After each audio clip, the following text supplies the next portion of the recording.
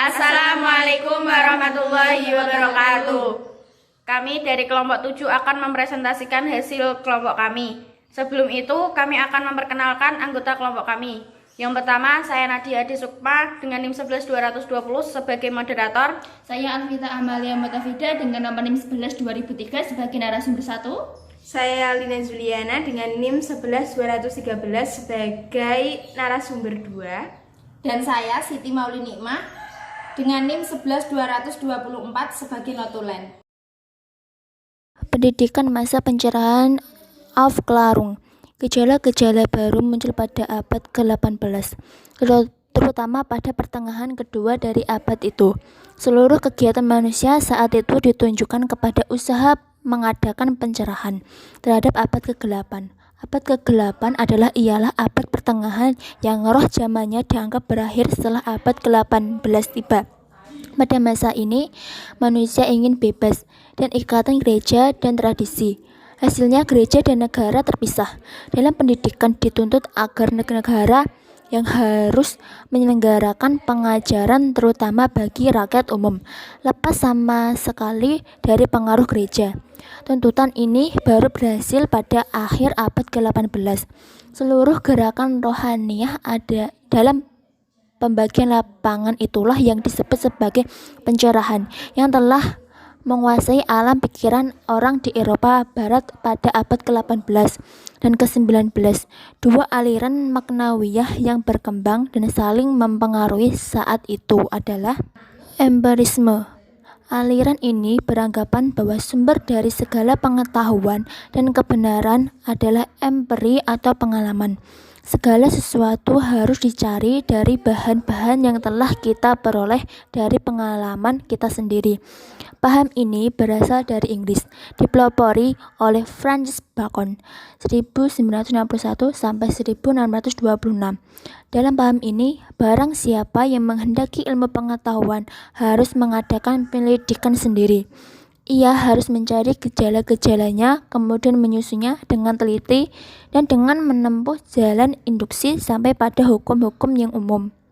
Oleh karena itu, empiri dan induksi merupakan satu-satunya jalan untuk memperoleh pengetahuan dengan penyelidikan sendiri. Pengamatan fakta-fakta dan pengalaman adalah terbesar maknanya. Aliran ini kemudian lebih diperluas dan diuraikan oleh kaum empiris bangsa Inggris lainnya seperti John Locke, Berkeley, dan Hume. Rasionalisme. Aliran ini lahir di Prancis dan Descartes 1996 sampai 1650 berpendapat bahwa sesuatu itu dianggap benar jika sesuai dengan akal pikiran. Pikiran manusia akan sanggup memecahkan segala persoalan untuk menuju ke arah kemajuan dan kesempurnaan. Ditempuh jalan pikiran yang sehat, rasionalisme merupakan kelanjutan dari perlawanan terhadap ajaran-ajaran yang bersifat dogmatis dan tradisi, yang mulai tampak pada abad ke-15 dan ke-16. Menurut rasionalisme, pengetahuan yang diperoleh dengan jalan pengamatan alat ria atau induksi masih diragukan kebenarannya.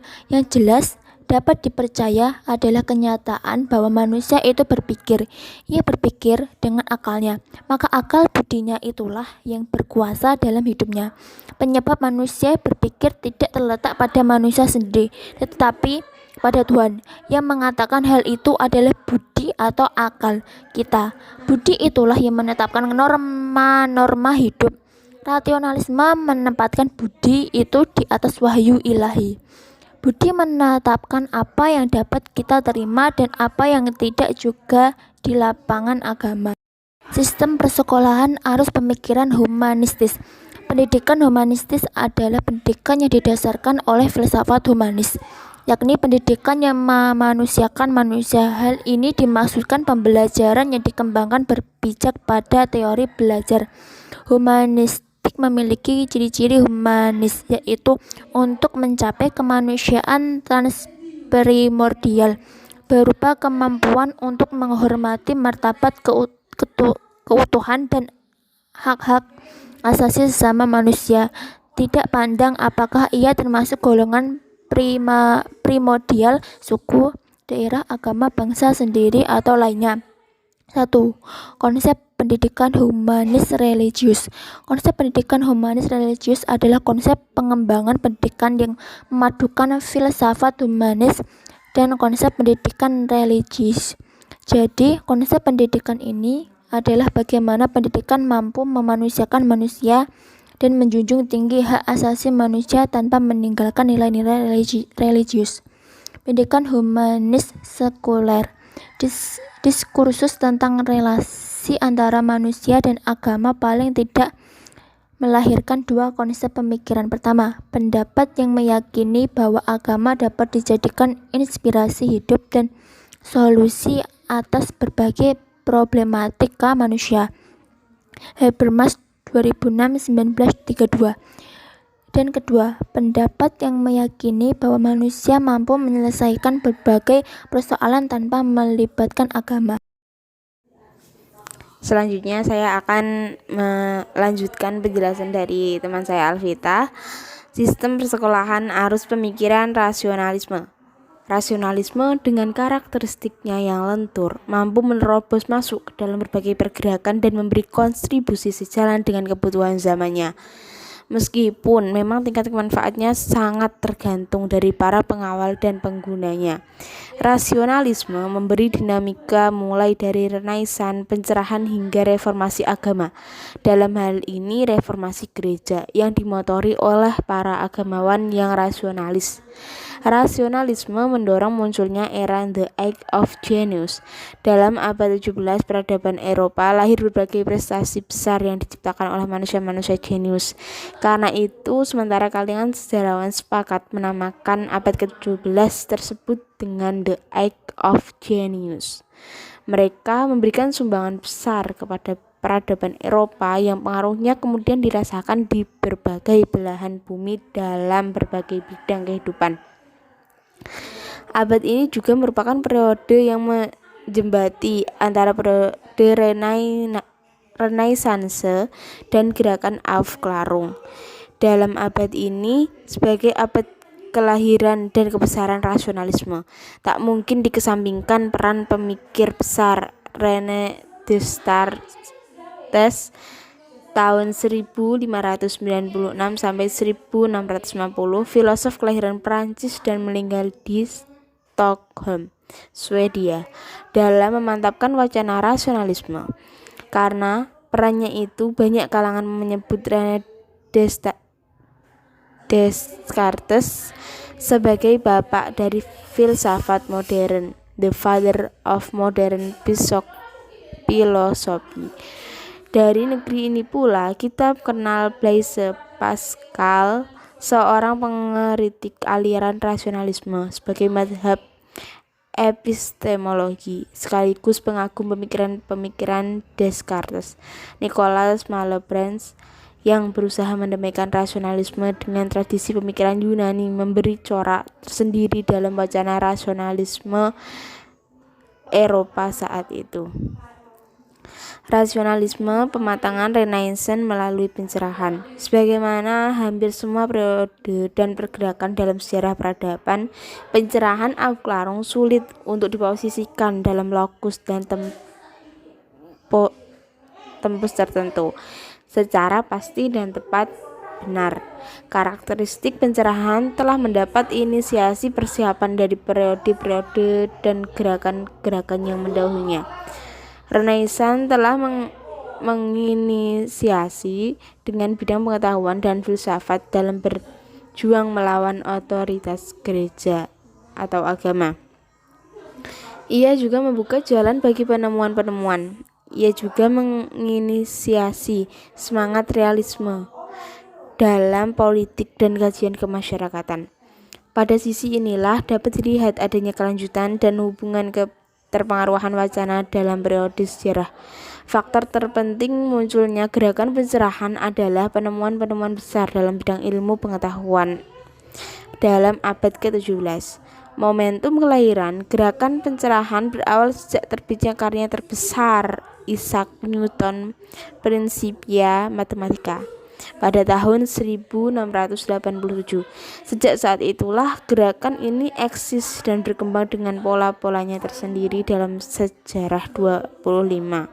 Gerakan pencerahan pada mulanya berkembang setelah mendapat angin besar dari suasana politik yang mengizinkan pemikiran bebas berkat gerakan restorasi di bidang politik dalam abad ke-17 di Inggris. Kemudian gerakan ini berpindah ke Prancis. Dari sinilah ia mulai meluas ke semua daratan Eropa. Rasionalisme, sebuah pergerakan yang berujung pada romantisme. Romantisisme merupakan suatu paduan sikap dan kecenderungan, seperti kecenderungan pada hal konkret daripada yang abstrak, kepada keanekaragaman daripada keragaman, kepada yang tak terbatas daripada yang terbatas, dari yang alami daripada yang bersifat budaya, konvensi, artifisial, yang organik daripada yang mekanik, kebebasan daripada pengekangan, aturan, dan batasan. Bagi kalangan sejarawan, ide tentang romantisisme adalah hal yang penting sekaligus menyulitkan. Ia penting untuk mengerti hakikat ide ini sehingga dapat dibedakan dengan ide-ide lainnya seperti klasikisme misalnya dan lain sebagainya. Ia juga sekaligus menyulitkan karena ia tak mungkin didefinisikan dalam sebuah formula dengan tema-tema yang tegas secara tepat. Terma romantis pada awalnya dikaitkan dengan diskusi abad ke-18 mengenai watak fiksi dalam sastra, di mana popularitas karya novel dipadukan dengan kesadaran tentang daya tarik kisah-kisah imajinatif. Sementara dalam abad ke-17, kata romantik digunakan untuk menunjuk pada roman-roman abad pertengahan dan sajak-sajak epik perjuangan Ariosto dan Tasso. Romantisisme masa lalu yang dicirikan oleh pemikiran politik Jerman dan romantisisme masa depan yang dicirikan oleh pemikiran politik Prancis mendapatkan imbangannya atau counterpart di Inggris. Edmund Burke, seorang penganut romantisisme Inggris, secara konsisten mendengungkan kemajuan sosial dan perluasan kebebasan. Di Inggris, romantisisme lebih banyak mengambil tema-tema estetika. Di samping tema-tema lainnya, romantisisme merupakan pandangan dasar dan kecenderungan sikap kepada kemungkinan-kemungkinan hidup manusia. Karenanya, faham ini menjadi wacana filosofis dengan tema-tema seperti sejarah, seni, dan dimensi-dimensi pengalaman manusia. Dengan segala problematikanya, sebagai wacana filosofis romantisisme dicirikan oleh prinsip metodologi sintesis, sehingga melahirkan doktrin apa yang disebut spiritualisme atau aktualisme.